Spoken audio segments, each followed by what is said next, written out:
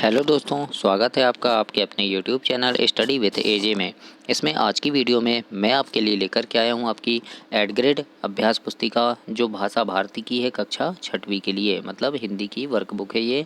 इसमें आपको किस प्रकार से प्रश्न करने हैं ये हम देखेंगे, और आपकी ऐसे ही अंग्रेजी, गणित, संस्कृत, सामाजिक विज्ञान, विज्ञान इनकी वीडियोज़ मैंने चैनल पर करवा दिया है, तो उन वीडियोज़ को भी चैनल पर जा कर के आप अवश्य देखिएगा। आज हम इसमें देखते हैं आपकी एड ग्रेड में पाठ 20 रुपए की आत्मकथा।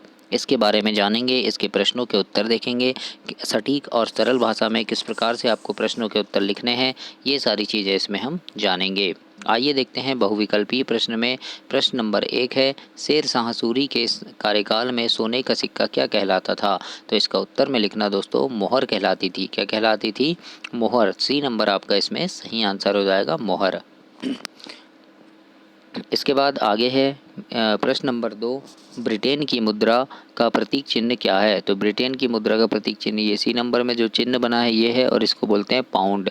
क्या बोलते हैं? पाउंड। तो मैंने यहाँ लिख भी दिया है पाउंड, ताकि आपको याद रहे अच्छे से, है ना। तो ये पाउंड है, ये डॉलर है ना, ये यूरो है। तो इस प्रकार से आप लिखिएगा। इसके बाद देखते हैं प्रश्न नंबर 3 है, जिसमें पूछा है, जब रुपया प्रचलन में नहीं था तब लेन देन कैसे होता था? तो इसके उत्तर में लिखिएगा कि वस्तु विनिमय प्रणाली से होता था, है ना। जब क्या है वस्तु विनिमय प्रणाली? क्या है कि जैसे हमारे घर में बहुत सारा धान है, तो है ना, हम दुकान में धान दे देते और वहाँ से हम हमारे ज़रूरत की सामान खरीद के ले आते। जैसे हमें साबुन चाहिए तो हम धान दे देते, जितने रुपए का हम धान देते उतने रुपए के दुकान वाला हमें साबुन दे देता। तो ये क्या हुआ? वस्तु विनिमय प्रणाली होती है। तो याद रखिएगा, वस्तु विनिमय प्रणाली से लेन देन होता था। प्रश्न नंबर 4 है, वर्तमान में आपके पास नगद रुपया नहीं है तो आप स्कूल बस का शुल्क कैसे चुकाएंगे या किस माध्यम से चुकाएंगे? तो उत्तर में लिखना आप वस्तु देकर चुकाऊंगा, है ना, यानी वस्तु विनिमय प्रणाली से। 5वां प्रश्न है, इसमें देखते हैं, भारतीय रुपये का प्रतीक चिन्ह ये जो है है ना, रुपए, किस लिपि से लिखा गया है? तो ये लिखा है दोस्तों देवनागरी लिपि से। याद रखना है ना, किस लिपि में है? देवनागरी लिपि में लिखा गया है। प्रश्न नंबर 6 है, वैदिक युग में सिक्के को किस नाम से जाना जाता था? तो इसके उत्तर में लिखना रुप्यकम, है ना, रुप्यकम के नाम से जाना जाता था। किस नाम से? रुप्यकम के नाम से जाना जाता था दोस्तों। इसके बाद देखते हैं लघुत्तरी प्रश्न में। प्रश्न नंबर 7 है, पाठ में आई कहावत को खोजकर लिखिए। तो पाठ में क्या कौन सी कहावत आई है? 16 आने सच, ऐसा आया है ना। तो 16 आने सच को आपको लिखना है वर्कबुक में अपनी। आगे देखते हैं पाठ 8 है, यहाँ पर मुद्रा शब्द का वाक्यों में प्रयोग कीजिए। तो उत्तर में लिखिएगा, भारतीय मुद्रा में गांधी जी का चित्र होता है। इस प्रकार से तो यहाँ मुद्रा शब्द का वाक्यों में प्रयोग हो गया। तो ऐसे आपको अपनी वर्कबुक में लिखना है।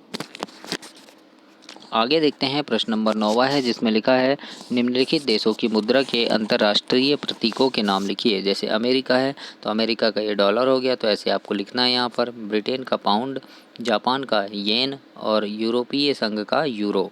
तो इस प्रकार से आपको लिखना है और चिन्ह बनाना है। आगे देखते हैं प्रश्न नंबर 10 है, लिखा है, रुपयों को कागज पर मुद्रित करने के लिए क्या लाभ हैं? सोचकर अपने शब्दों में लिखना है। तो यहाँ लिखना, कम जगह में कागजी मुद्रा बहुत सारी आ सकती है, इसमें वजन भी कम होता है ना। तो इसीलिए क्या होता है, रुपए को कागज में बनाया जाता है।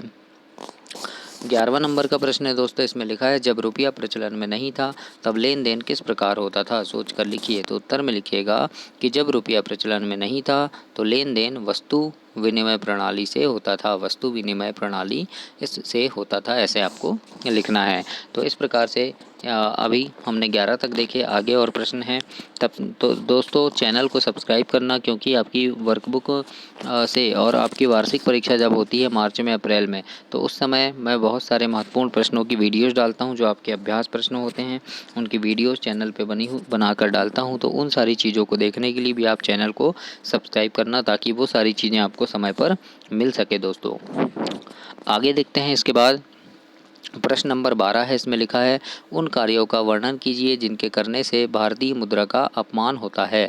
तो उत्तर में लिखना, भारतीय मुद्रा को फाड़ने से होता है ना, अपमान होता है। भारतीय मुद्रा पर लिखने से हमें लिखना नहीं चाहिए, पैसों पर हम लिख देते हैं ना, तो लिखना नहीं चाहिए। सजावट के रूप में प्रयोग करने से भी अपमान होता है। तो इस प्रकार से आपको ऐसे लिखना है 12 नंबर के उत्तर में। आगे देखते हैं पाठ 13 है। पाठ के आधार पर रुपए का इतिहास अपने शब्दों में लिखिए। तो इतिहास लिख देना रुपए का कि रुपए शब्द संस्कृत शब्द के रुपये से लिया गया है, जिसका अर्थ चांदी का सिक्का है। इसकी उत्पत्ति 1540 से 45 में शेरशाह सूरी द्वारा की गई है ना। तो इस प्रकार से आपको वर्कबुक में अपनी लिखना है दोस्तों। आगे देखते हैं 14 नंबर का प्रश्न है, रुपए का प्रयोग आप किन किन कार्यों में करते हो। तो इसका उत्तर में लिखना बाजार से सामान खरीदने के लिए करते हैं, स्कूल की फ़ीस जमा करने के लिए भी करते हैं, बस का किराया देने के लिए और इलाज के लिए भी फ़ीस देने में हम करते हैं प्रयोग। तो इस प्रकार से आपको अपनी वर्कबुक में ऐसे लिखना है दोस्तों। तो ये आपका पार्ट 20 भी समाप्त हुआ। इसके आगे हम पार्ट 21 मेरी माँ देखेंगे। तब तक के लिए आप चैनल को सब्सक्राइब कीजिए, वीडियो को लाइक कीजिए और अपने दोस्तों तक इसे शेयर कीजिए। धन्यवाद दोस्तों।